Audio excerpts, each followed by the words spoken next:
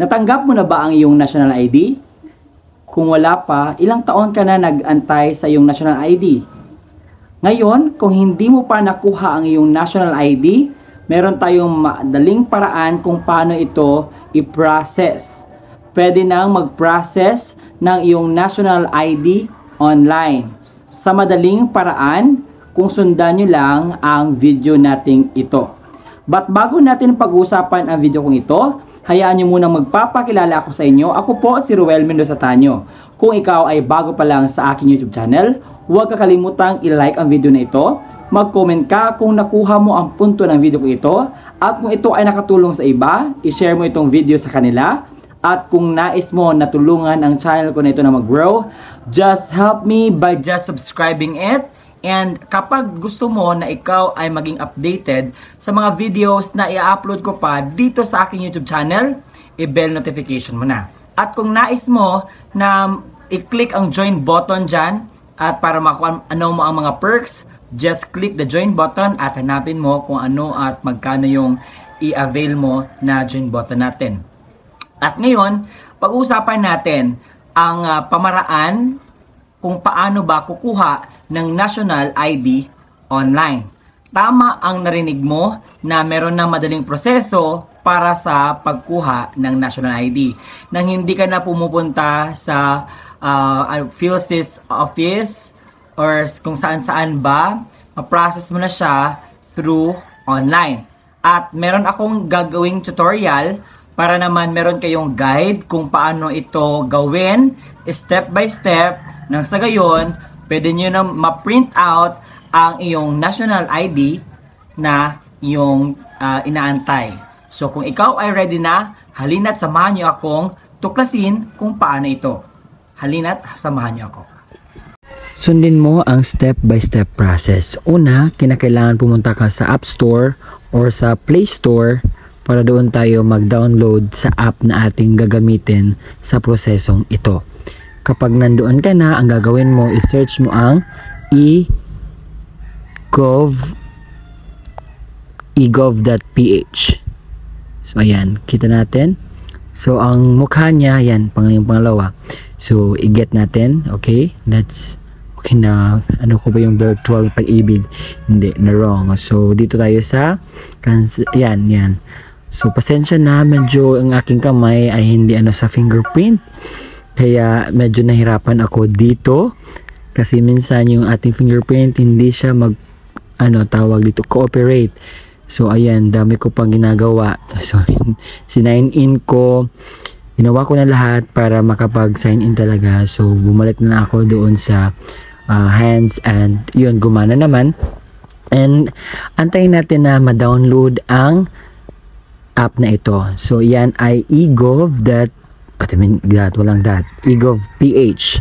So medyo matagal-tagal pa to dahil ginawa ko talaga step by step talaga to para hindi naman kayo mahihirapan na sundan, para hindi masabing ang dami mong kuda, ang dami mong satsat. So akin ay step by step process ko na lang para iwas satsat, iwas sa mga pag-bash ninyo, 'di ba? So gawin ko lang kung ano yung dapat nating gawin, okay? Kasi gusto kong tulungan kayo na makakuha kayo ng inyong national ID. So pwede kayo maka-print out at makakuha ng inyong kopya. So, ako mismo, ginawa ko itong prosesong ito para maipakita sa inyo na gaano ako ka-authentic, gaano ka-sincere in making vlogs. Gusto ko kasi first hand ko ma-experience muna ang mga bagay before ko i-vlog. Kasi I don't want to say that nagawa ko to pero hindi ko naman ipakita. So, dito, ipakita ko talaga hanggang sa pag-download ng app na ito. No? So, marami na. Ayan, tapos na mag-download. Click natin ang open at naglo-loading siya. So, antayin natin. Yan ang egov.ph. Tapos, ito yung gagawin natin. So, kung meron ka ng dyan, mag-sign up ka. Pero kung wala pa, mag-login ka. Okay? So, ayan, inallow ko. And then, yung number. At saka, ko pa, yung number ko or email na lang ba. So ako ay nalilito kung ano yung dapat gamitin ko. So tapos na-click ko pa ang email na ko. Sobra naman yung kamay ko, napakalikot. Tapos tingnan nyo anong mangyayari. Oh, ayan. Hindi siya pwede. Hindi po pwede. So, pumunta ako sa number. So, hindi talaga pwede. Pero pinilit ko para lang sa inyo. Char. So, ayan. Mag-sign up ako. Dapat clinic ko pala yung sign up na word. Yan. Parang trinay ko talaga na mag-ano. Pero hindi talaga siya. So, pumunta ako sa sign up here. Ayan. So, ayun. Niregister ko ang aking numero. So, i-register natin. Ayan. So, yan ang number ko. So, you can just check me. And, ayun. Nagamit ako ng email. So, napakahirap, no? So, yan. At, gumana naman. So, inantay ko yung text na code sa email ko. Ayan. May natanggap akong email. So, ayun, ilalagay natin ang code para makaproceed tayo sa next level sa ating paggawa ng processing of IDs. So, ayan, gagawa tayo ng mga pins, tapos matching. So, para naman masyadong secure. Ayan, congratulations. Tapos, dito na tayo napunta sa app. O saan ba tayo dito magpa-process? Ano ba yung hahanapin natin para tayo magpa-process? Nung una, ako ay nalilito kung saan ba. So, inanap-hanap ko dyan. Kung saan ba talaga yung nakalagay? Ano ba yung dapat kong gawin? So, kahit anong hanap ko dyan, madami ko ng na-click pero hindi pa rin. Ayan. So, sabi ko, verify ba? So, hindi naman talaga. So, ayan. Nakaano ako sa scan fields this. Ayan. Start na ako. Citizenship ko Filipino. Pangalan.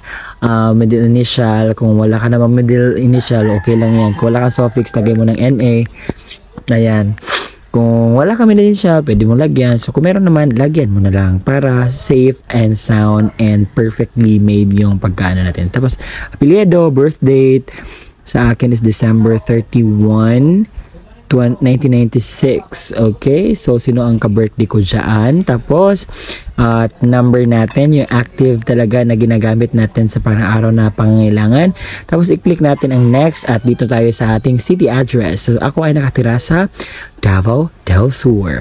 Ayan, Santa Cruz ang aking province at nakatira sa Zone 2. And kinakailangan pala, mayroon kang house number, building name. Ayan, so nagay ko New Victor. Ano pa yung New Victor? New Victor pala.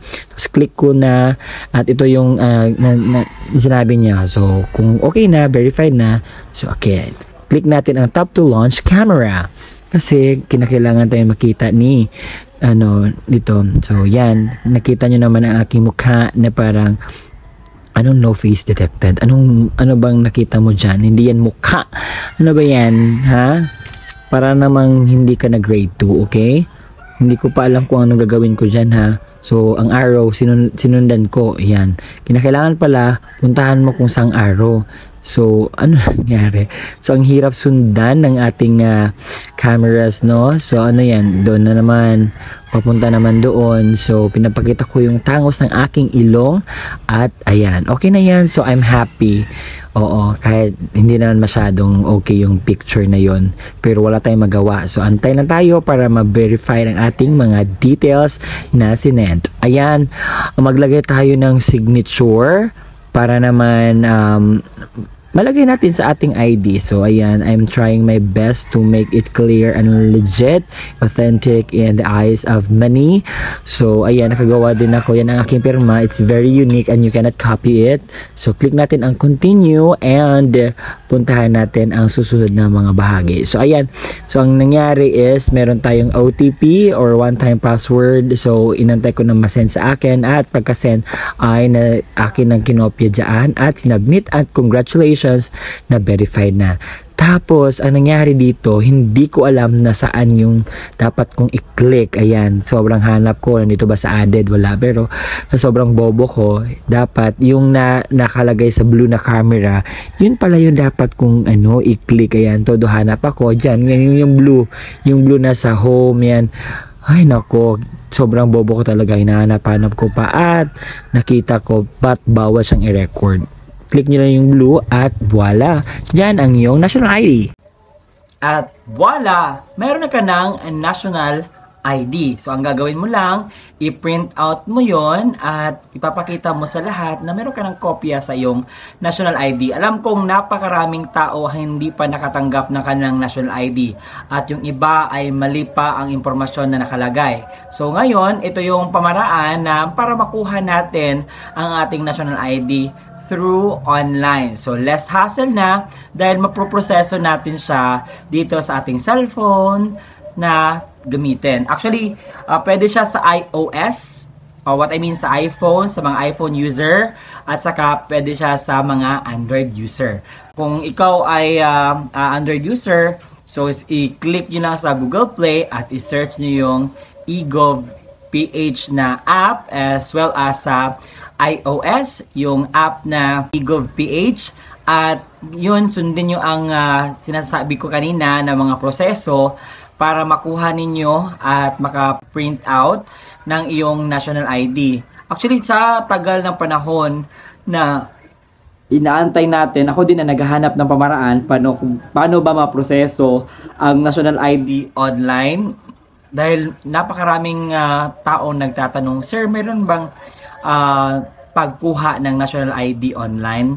Ano ba yung, kasi tagal ko nang hinintay, wala pa rin akong kopya sa aking national ID. And I want it so much dahil need ko sa trabaho, need ko sa lahat ng mga transactions kasi hinahanapan talaga tayo ng proof of identity which is yung IDs natin. And isa sa mga pwede nating makuha na ID is yung national ID, which is very helpful talaga as of this moment.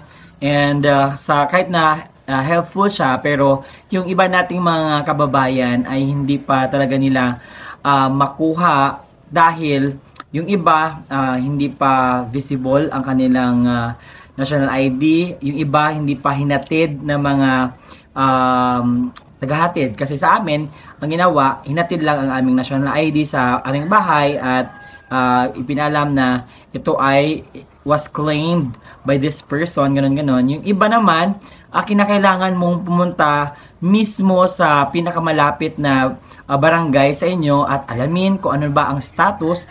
And also, meron namang app, website na pwede nyo matrack ang inyong national ID kung ito ba ay nasaan na or ano ba ang status kung maibigay ba o wala.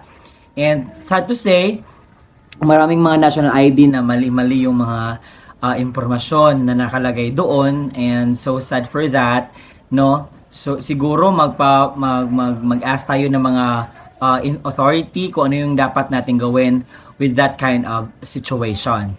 So as of this moment, yun lamang po ang ating update kung paano nga ba magkuha ng national ID online. So ito yung pamaraan, madaling pamaraan na aking maibigay sa inyo na sana'y nakabigay ako ng impormasyon, at kung ito ay napaka-importante at nakatulong sa inyo, i-share niyo ito sa inyong mga kaibigan, at don't forget to subscribe my YouTube channel, no, dahil I really wanted to spread out kung ano yung mga impormasyon na kinakailangan natin nang sa yun hindi lang ako ang may alam, kayo din ay may alam sa lahat ng inyong or matutunan na bagong kalaman dito sa aking YouTube channel. At see you again next time sa aking vlog.